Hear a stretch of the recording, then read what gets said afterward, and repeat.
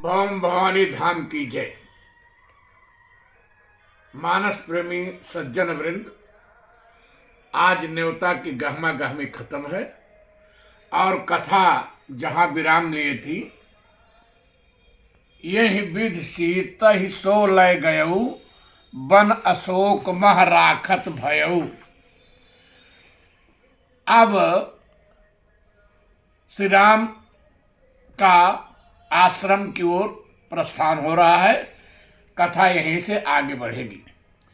माया मृग मारीच जैसे ही प्रभु के बाणों से धराशायी हुआ और उसने राम के स्वर में लक्ष्मण जी को पुकारा, श्री राम को समझते देर न लगी कि अनहोनी घट गई। इसलिए प्रभु ने वहां एक क्षण का भी विलंब नहीं किया, क्योंकि वह माया मृग अपना काम, अपना कपट रूप त्याग कर मारीच के रूप में प्रकट हो गया था। प्राण तजत प्रगटेश निज देहा, इसलिए प्रभु ने मारीच को मुक्ति तो प्रदान कर दिया, परंतु विलंब एक क्षण का भी नहीं किया और तुरंत आश्रम की ओर वापस हुए। खल बधि तुरत फिरे रघुवीरा, सोई चा सोह चाप कर कटितु नीरा। खल बधि तुरत फिरे रघुवीरा, सोह चाप कर कटितु नीरा। माया का मृग था, इसलिए मानस के अनुसार प्रभु मृग छाल नहीं लाए, क्योंकि मारीच तो बाण लगते ही मृग का शरीर छोड़कर अपने असली स्वरूप में आ गया। आपको यह भी बताता चलूं कि गीतावली में मृग चर्म लाने का उल्लेख है। हे मृग हरनि हनि फिरे रघुकुल मणि, हे मृग हरनि हनि फिरे रघुकुल मणि। लखन ललित कर लिए मृग छाल, आश्रम आवत चले सगुन। न भये भले फर के बाम बाहुलोचन विशाल। संभव हो गीतावली की कथा किसी अन्य कल्प की अथवा मानस की कथा से भिन्न कल्प की हो, जिसमें प्रभु मारीच का चर्म लेकर लौटे हों, क्योंकि मानस में जिस मृग चर्म के लिए सीता ने प्रभु को 5 संबोधन देकर लाने को भेजा, उसे प्रभु ने बाद में कभी भी सीता को दिखाया हो या विलाप लीला में प्रभु कहीं भी उस मृग चर्म का जिक्र किया हो, ऐसा उल्लेख नहीं मिलता। हाँ, सुबेल पर्वत पर लक्ष्मण जी द्वारा मृगछाल बिछाने का वर्णन अवश्य है। तह तरुक चलय सुमन सुहाई, लक्ष्मण रच निज हाथ डसाई। तापर रुचिर मृदुल मृग छाला, तेहि आसन आसीन कृपाला।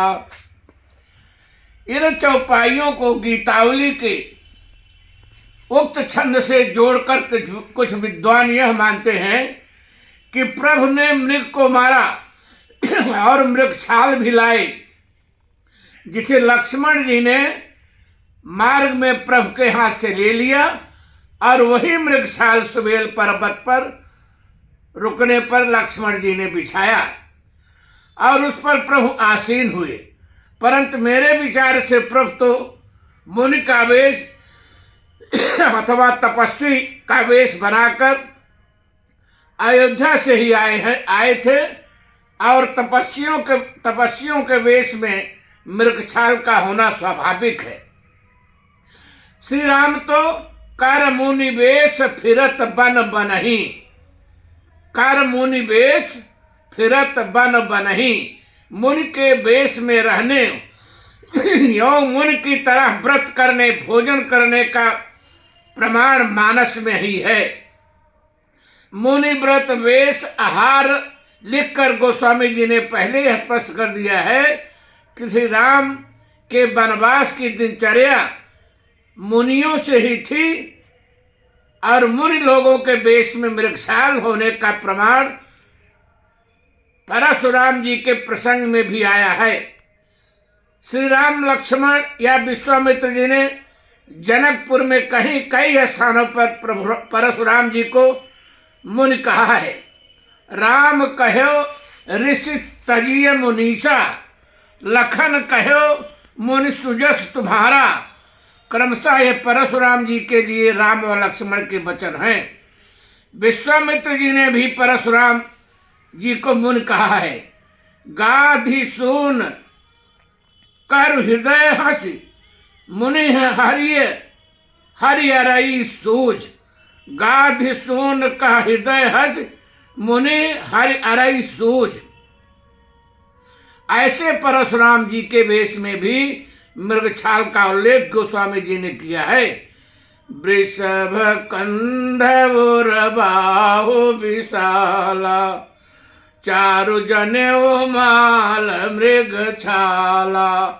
चारु जनेऊ माल मृगछाला, कटि मुनि वसन तृण दुई बाधे। धनुसर कर कुठार कल काधे। इससे स्पष्ट है कि मुनियों की वेशभूषा में ही मृगशाल सम्मिलित थी। अतः जब श्री राम लक्ष्मण मुनिवेश बनाकर बन गए तो मृगशाल का साथ होना स्वाभाविक था। इसलिए सुबेल पर्वत पर लक्ष्मण द्वारा बिछाए गए मृगशाल को गीतावली के प्रमाण के आधार पर जोड़कर यह मानना कि मृगशाल मारीच की लेकर लौटे थे युक्त संगत प्रतीत नहीं होता, क्योंकि यदि प्रभु माया मृग मारीच का मृगशाल लाते तो उसका कहीं न कहीं उल्लेख उनकी विलाप लीला से लेकर प्रवर्षण गिर पर प्रभु के वियोग सूचक कथाओं में अवश्य होता। अस्तु गीतावली व मानस के इस प्रसंग को कल्प भेद में ही स्वीकार करना चाहिए। मारीच का वध कर लौटे श्री राम को लक्ष्मण जी मार्ग में आते हुए दिखाई दिए।